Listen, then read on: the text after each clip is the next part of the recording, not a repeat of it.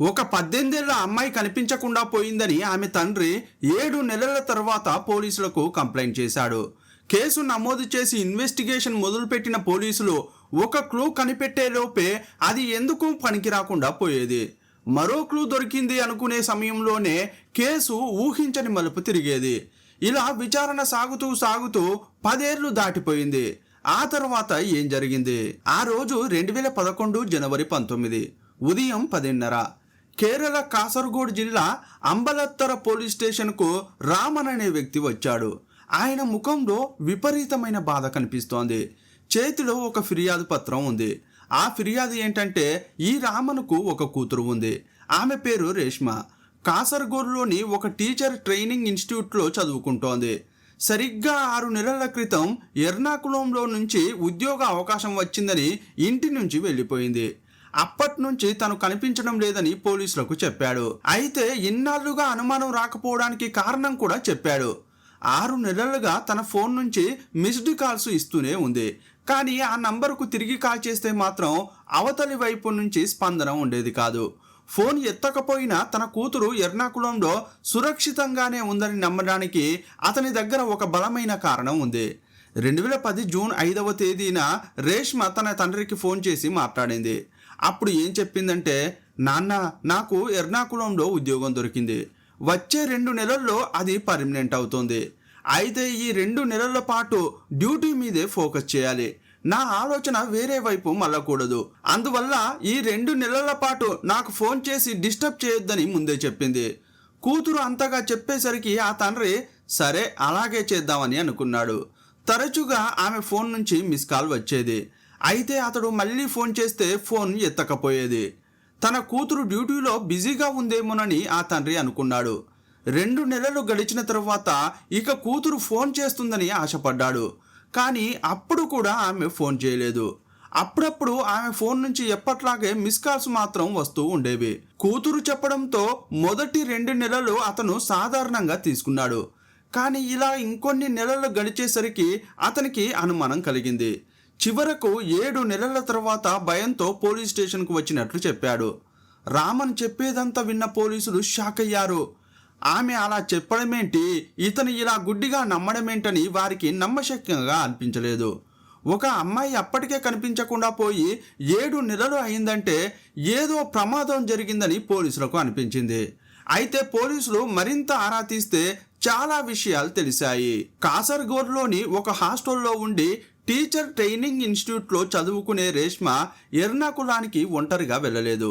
ఒక యువకునితో కలిసి వెళ్ళింది. ఆ యువకుని గురించి పూర్తి వివరాలను కూడా పోలీసులకు రామన్ అందించాడు. అతని పేరు బిజు పౌలోస్.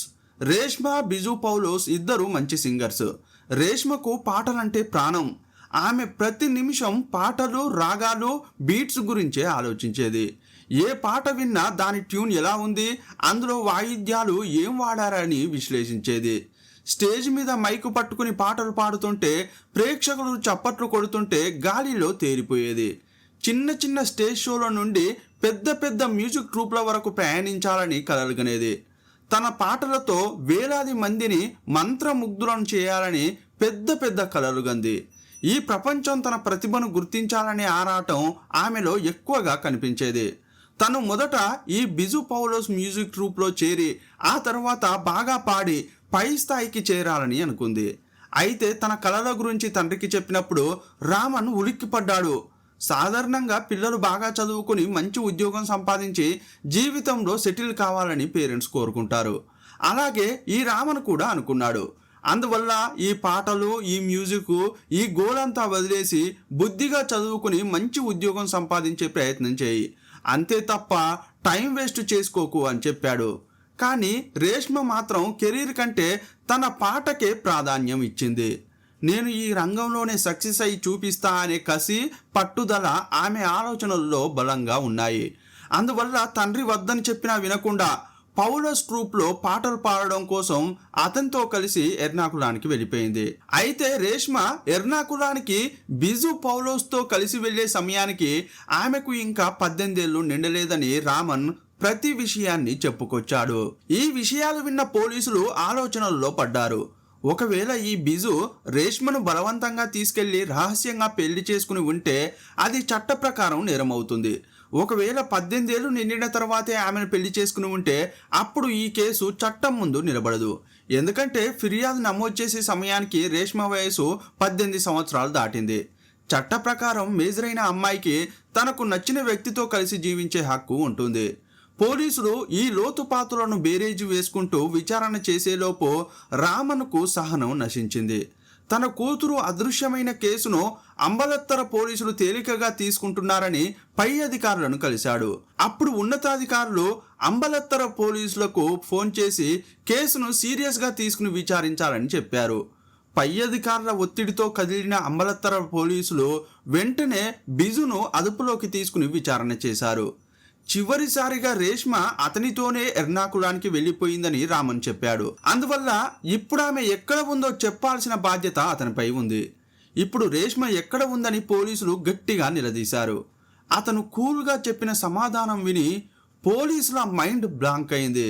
సార్, నేను రేష్మను చూసి చాలా రోజులైంది, ఆమె ఎక్కడుందో నాకు తెలియదు అని చాలా నిర్లక్ష్యంగా బదులిచ్చాడు. ఇప్పటి వరకు పోలీసులు ఏమనుకున్నారంటే వారిద్దరూ ప్రేమించుకుని ఉంటారు, పెద్దలు ఒప్పుకోకపోవడంతో ఇంట్లోంచి పారిపోయారు, ఆ తర్వాత పెళ్లి చేసుకుని ఎక్కడైనా కాపురం పెట్టి ఉంటారని పోలీసులు అనుకున్నారు. ప్రేమించి ఇల్లు విడిచి పారిపోయిన ఒక సాధారణమైన ప్రేమ జంట కదా ఇదని పోలీసులు ఈ కేసుకు పెద్దగా ప్రాధాన్యత ఇవ్వలేదు.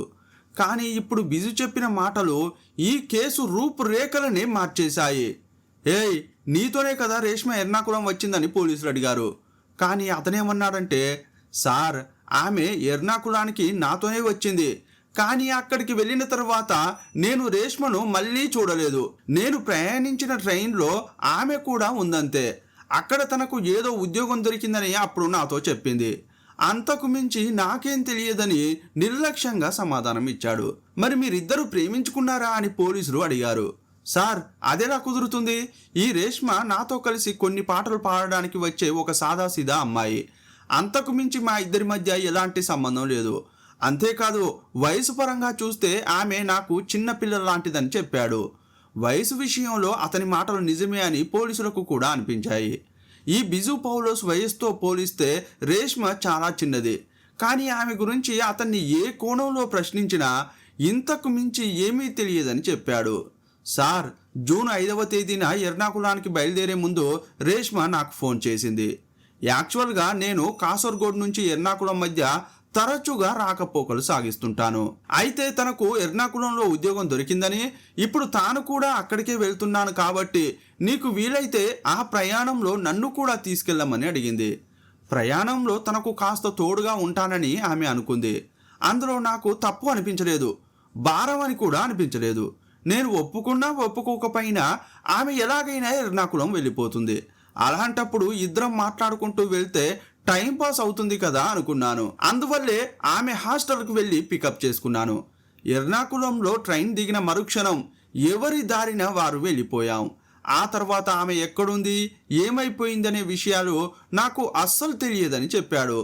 అతను కాస్త కూడా జంకు గొంకు లేకుండా ఇదంతా చెబుతున్నాడు. అతనిపై పోలీసులకు అనుమానం ఉన్నప్పటికీ అతనే ఏదైనా చేశాడని చెప్పడానికి పోలీసుల దగ్గర ఎలాంటి ఆధారం లేదు. ఇంతకీ హాస్టల్ నుండి ఉద్యోగానికని వెళ్ళిన రేష్మకు ఏమైంది? 6 నెలలుగా తల్లిదండ్రులకు మిస్డ్ కాల్స్ ఇస్తూ వస్తున్న ఆ అమ్మాయి నిజంగానే సురక్షితంగా ఉందా, లేక ఆమెను ఎవరైనా చంపారా? కేరళ పోలీసులను ముప్పు తిప్పలు పెట్టి 3 చెరువుల నీళ్లు తాగించిన క్రైమ్ కేసు గురించి ఈ వీడియోలో చూద్దాం. మీరు చూస్తున్నది తెలుగు మిస్టరీ. నేను మీ ప్రభాకర్.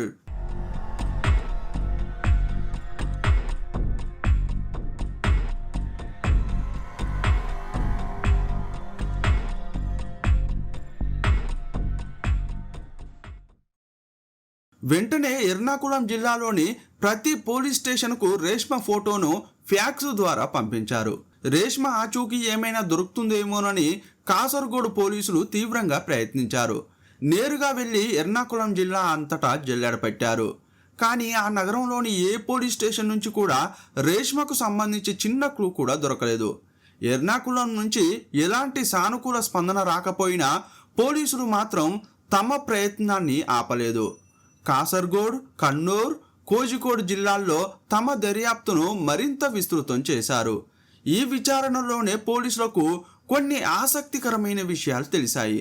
ఈ బిజు అనే అతనికి కేవలం మ్యూజిక్ ట్రూప్లతోనే సంబంధం లేదని, అతనికి ఇసుక క్వారీ వ్యాపారంతో కూడా బలమైన సంబంధాలు ఉన్నాయని పోలీసులు గుర్తించారు. ఆ బిజినెస్ పనుల నిమిత్తం బిజు తరచుగా వేర్వేరు ప్రాంతాలకు వెళ్తుండేవాడని, రోజుల తరబడి అక్కడే ఉండాల్సి వచ్చేదని తెలుసుకున్నారు. ఇంకా లోతుగా ఆరా తీస్తున్న సమయంలోనే పోలీసులకు మరొక నిజం తెలిసింది. కోజికోడ్ జిల్లాలోని ముక్కం అనే ప్రాంతంలో బిజు కొంతకాలం నివాసం ఉన్నాడనే విషయం తెలిసింది. వెంటనే ముక్కం ప్రాంతానికి పోలీసులు వెళ్లారు. అక్కడి స్థానికులను బిజు గురించి విచారించారు. అప్పుడు నమ్మలేని నిజం వెలుగులోకి వచ్చింది. ఈ బిజు పౌలోస్తో పాటు ఒక యువతి కూడా ఆ ఇంట్లో ఉండేదని, ఆమె వయసు 18 ఏళ్లు ఉండవచ్చని స్థానికులు చెప్పారు. అప్పట్లో తప్పిపోయిన రేష్మ వయసు కూడా అంతే కావడంతో పోలీసులకు అతనిపై అనుమానం మరింత బలపడింది. అయితే ఆ ఇంట్లో బిజు పౌలోస్తో కలిసి ఉన్న ఆ అమ్మాయి రేష్మనేనా అని నిర్ధారించుకోవడానికి ఆమె ఫోటోను స్థానికులకు చూపించారు. ఆమెను కొందరు గుర్తుపట్టారు. అప్పట్లో బిజుతో కలిసి ఆ ఇంట్లో ఉన్నది ఈ అమ్మాయే అని చెప్పారు. ఇప్పటి వరకు ఆమె గురించి ఏమీ తెలియనట్లు బిజు నటించాడు. కానీ ఈ విషయం తెలిసాక అతను ఏదో రహస్యం దాస్తున్నాడని పోలీసులకు అనిపించింది. వెంటనే బిజును మళ్ళీ స్టేషన్కు తీసుకువచ్చారు. బిజు, జూన్ 5 తర్వాత నేను ఎర్నాకుళంలో రేష్మను అస్సలు చూడలేదని మాకు చెప్పావు. కానీ కోజికోడ్ జిల్లాలోని ముక్కంలో రేష్మతో కలిసి నువ్వు ఉన్నావని మాకు తెలిసింది. ఇప్పుడేమంటావని పోలీసులు అడిగారు. ఇక ఇరుకున పడ్డాడు. తప్పకుండా తను చేసిన నేరం గురించి చెబుతాడని పోలీసులు ఊహించారు. కానీ అప్పుడు కూడా అతడు తడబడకుండా సమాధానం చెప్పాడు. సార్, మీరు నన్ను ఎర్నాకుళంలో రేష్మను చూసావా అని అడిగారు. నేను లేదు అని చెప్పాను. ఇప్పుడు కూడా అదే చెబుతున్నాను. నేను ఎర్నాకుళంలో రేష్మను చూడలేదు అని అన్నాడు. ఇంతకుముందు అతను చెప్పిన వాంగ్మూలాన్ని పోలీసులు రికార్డ్ చేశారు. ఆ స్టేట్మెంట్లో పోలీసులు అడిగిన ప్రశ్న, బిజు చెప్పిన సమాధానం రెండు పక్కాగా ఉన్నాయి. అయితే ఇప్పుడు పోలీసులు ఏమన్నారంటే, మరి ఆమెతో నువ్వు వేరే జిల్లాలో కలిసి ఉన్న సంగతి ఎందుకు చెప్పలేదని అడిగారు. అతడు చాలా తేలికగా, సార్, మీరు ఆ విషయం నన్ను అడగలేదు కదా, అందుకే చెప్పలేదని అన్నాడు. అప్పుడు పోలీసులు, ఇంతకుముందు ఆ కోణంలో అడగలేదు కాబట్టి నువ్వు చెప్పలేదు. మరి ఇప్పుడు అడుగుతున్నాం, రేష్మ ఎక్కడ ఉంది? ఆమెకు ఏమైంది? ఆమెతో కలిసి నువ్వు ఎక్కడెక్కడ తిరిగావు? చివరకు ఏం చేశావో చెప్పు అని కోపంగా అడిగారు. అప్పుడు బిజు ఏం చెప్పాడంటే, సార్, ముక్కంలో ఆమె నాతో పాటే కొంతకాలం ఆ ఇంట్లో ఉండేది. ఒకరోజు నేను ఇంటికి వచ్చేసరికి ఆమె అక్కడ లేదు. తన బట్టల బ్యాగు కూడా కనిపించలేదు. నిజానికి ఎర్నాకుళం నుండి నేను పిలవకుండానే ఆమె తనంతట తానుగా నా ఇంటికి వచ్చింది. అసలు నేను అక్కడ ఉంటున్న విషయం రేష్మకు ఎలా తెలిసిందో కూడా తెలియదు. సడన్గా ఆమె నా ఇంటికి రావడం చూసి ఆశ్చర్యపోయాను. నా ఇల్లు ఆమెకి ఎలా దొరికిందో కూడా నాకు తెలియదు. అయితే మా మ్యూజిక్ ట్రూప్లోకి పాటలు పాడడానికి వచ్చినప్పుడు ఆమెను మొదటిసారి చూశాను.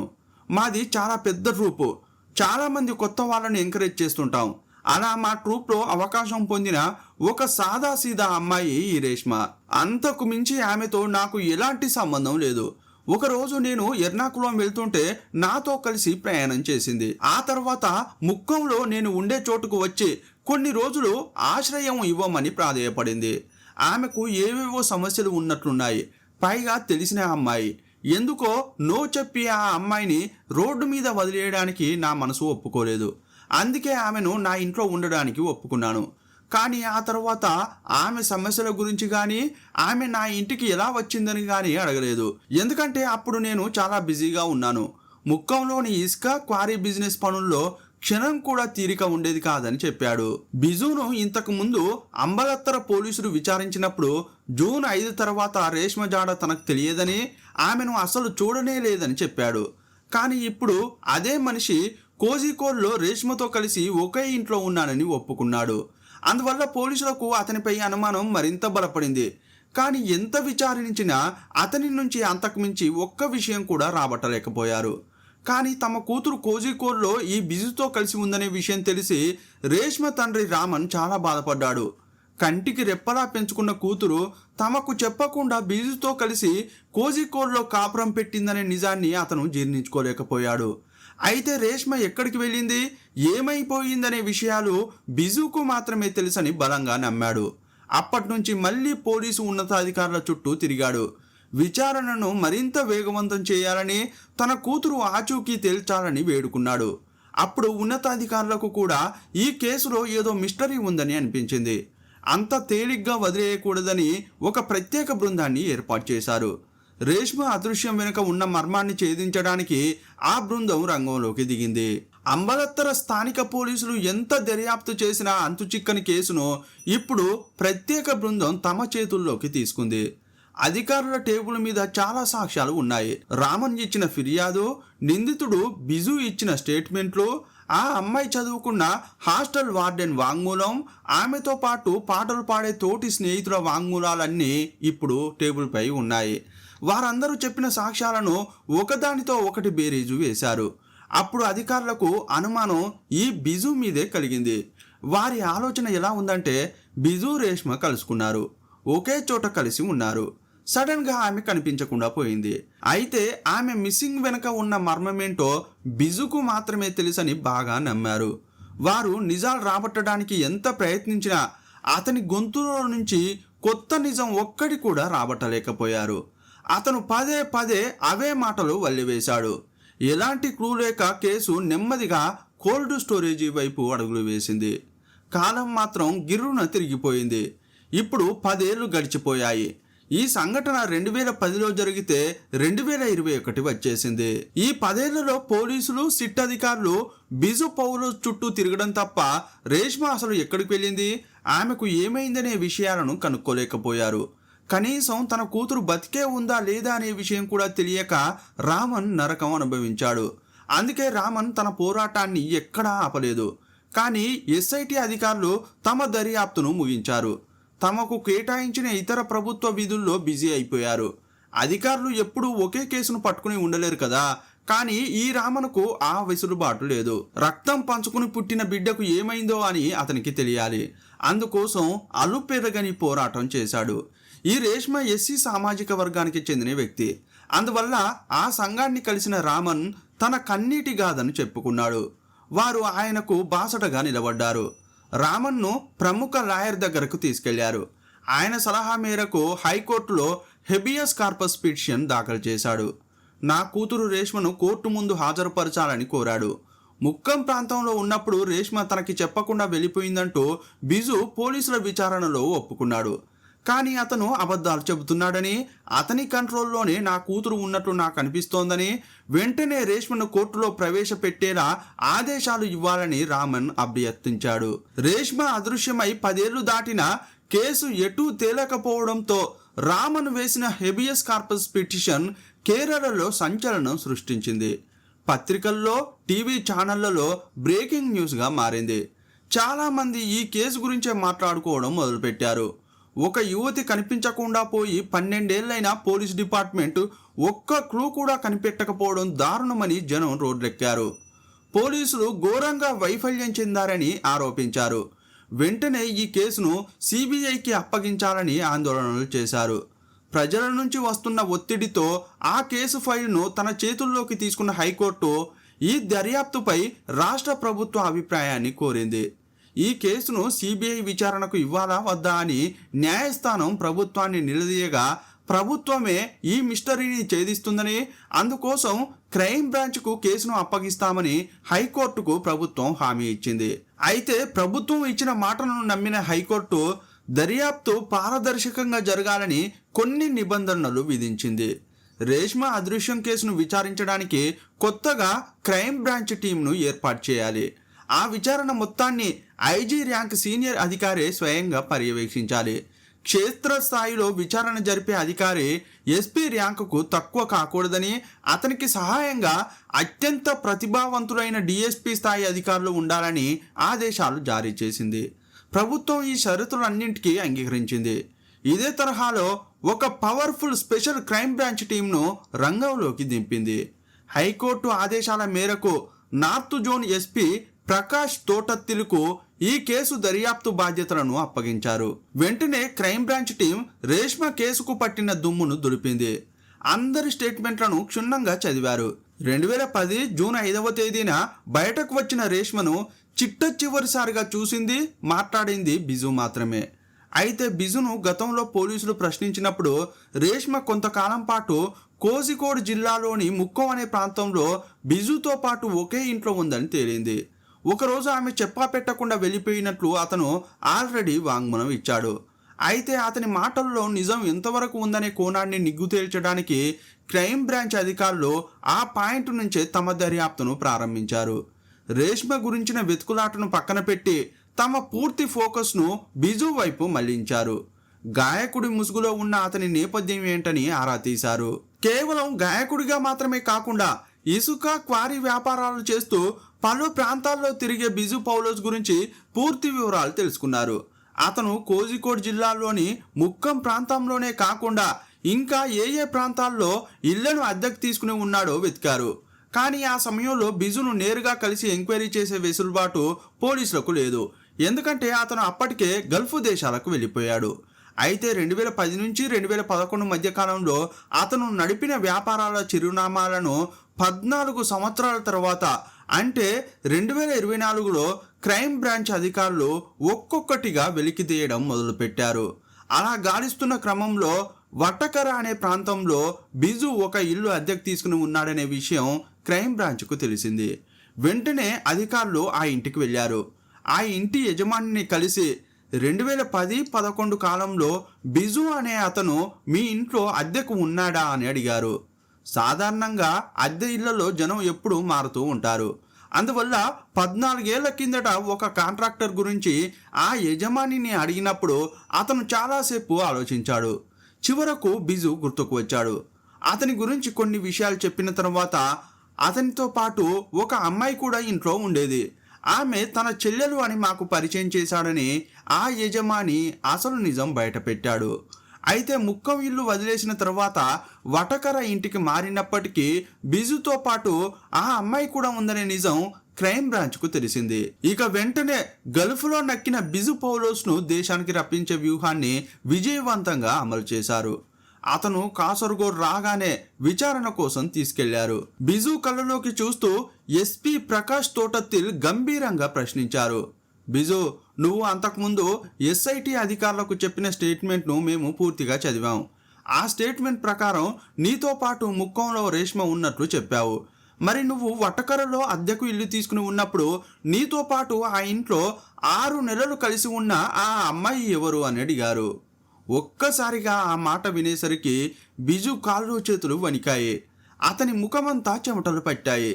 తాను వటకరలో ఉన్న రహస్యాన్ని ఎస్ఐటి అధికారుల ముందు ఎప్పుడూ చెప్పలేదు. కానీ ఇప్పుడు ఈ క్రైమ్ బ్రాంచ్ అధికారులు ప్రతి విషయాన్ని తవ్వి తీశారని అతనికి అనిపించింది.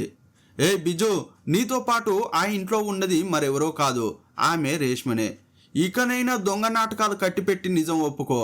అంతేకాదు, నువ్వు ఆ వటకర ఇల్లు వదిలిన తర్వాత ఎక్కడికి వెళ్ళావో కూడా మాకు తెలుసు.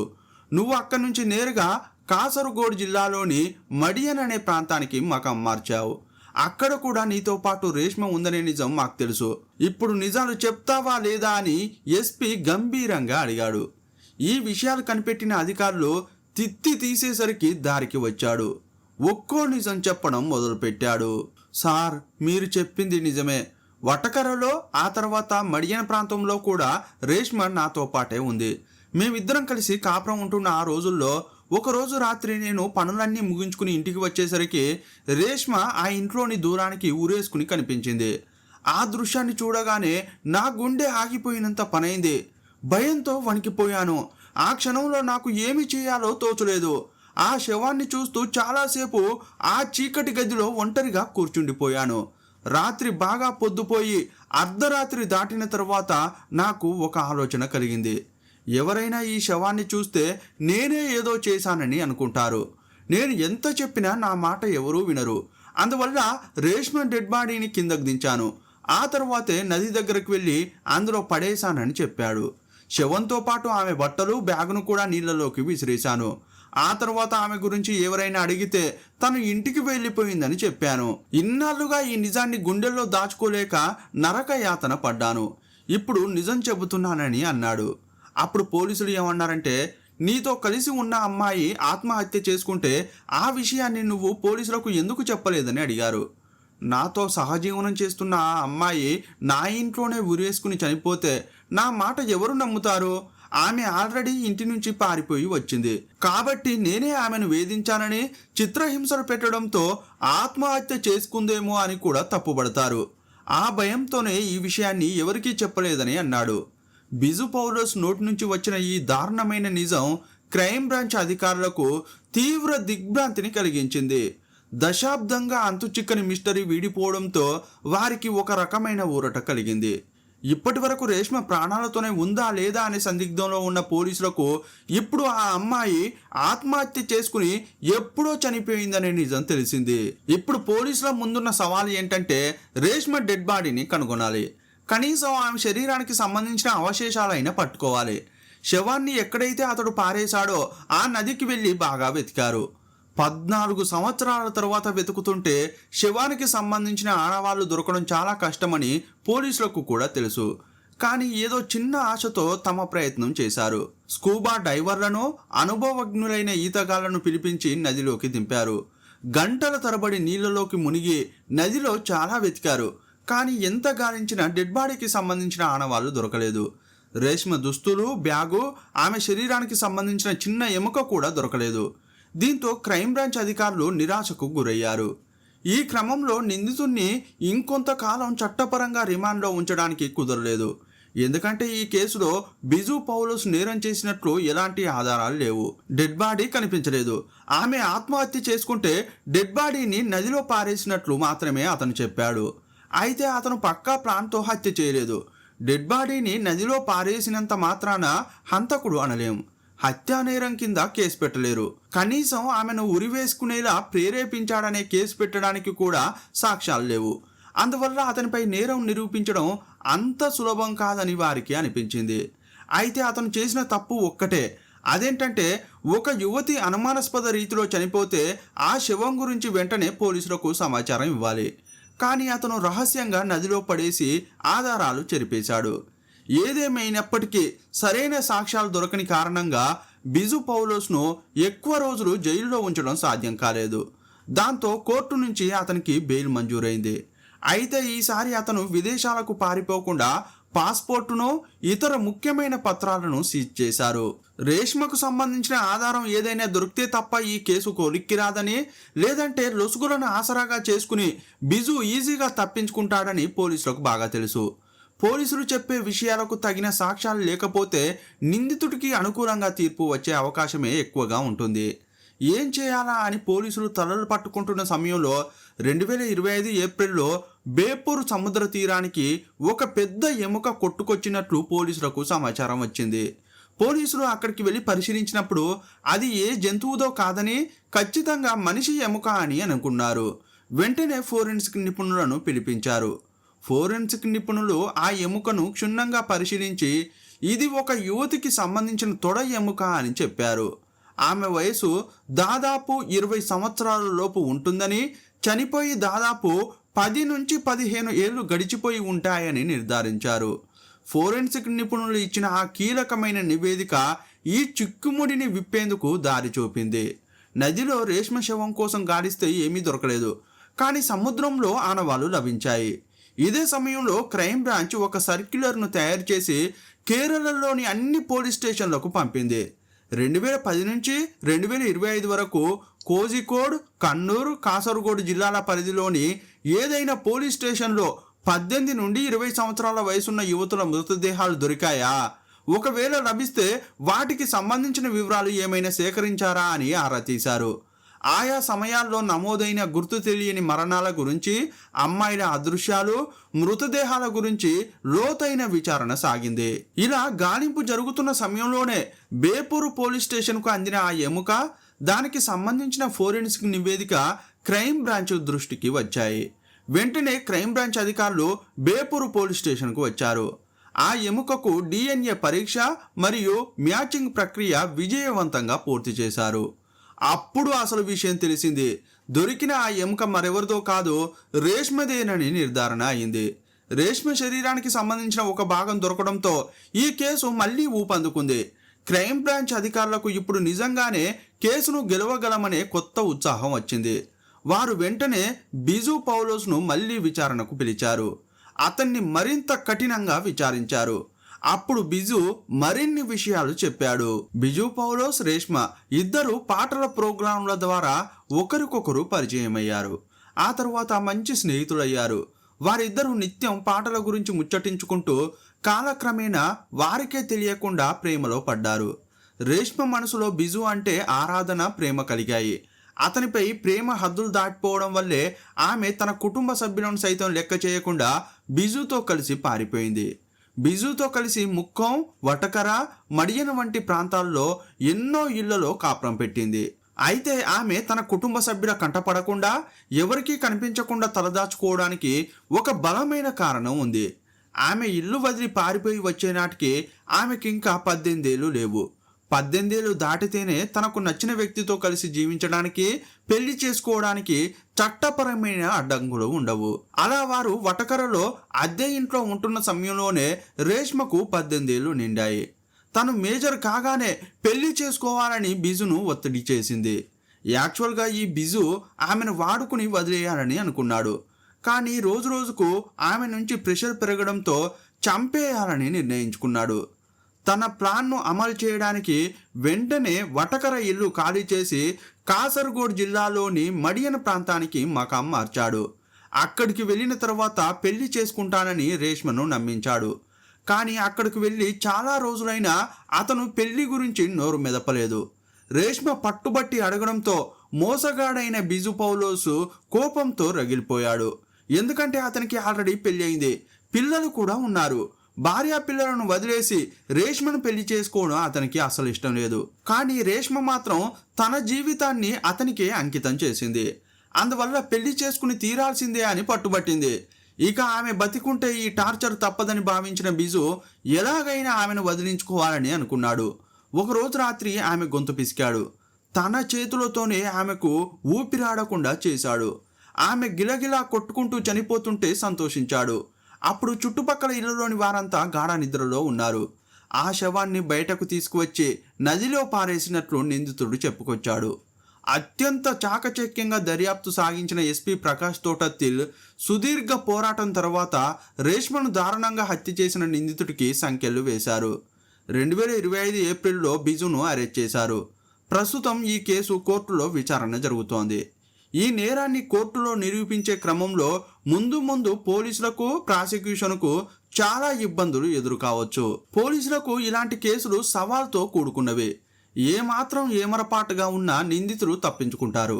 కొన్ని సమయాల్లో నిందితులు కళ్ళ ముందే తిరుగుతుంటారు. కానీ ఆ నేరం చేసింది అతనేనని ముడిపెట్టే ఒక్క బలమైన ఆధారం కూడా దొరకదు. ఇలాంటి కేసుల్లో పోలీసులు తీవ్రంగా శ్రమించి ఆధారాలు కనిపెడితేనే నిందితులకు శిక్షలు పడే అవకాశం ఉంటుంది. అలాంటిదే ఈ కేసు కూడా. ఈ వీడియోపై మీ అభిప్రాయం ఏంటో కామెంట్ బాక్స్లో రాయండి. మరో వీడియోలో మళ్ళీ కలుసుకుందాం. అప్పటి వరకు సెలవు. జై హింద్.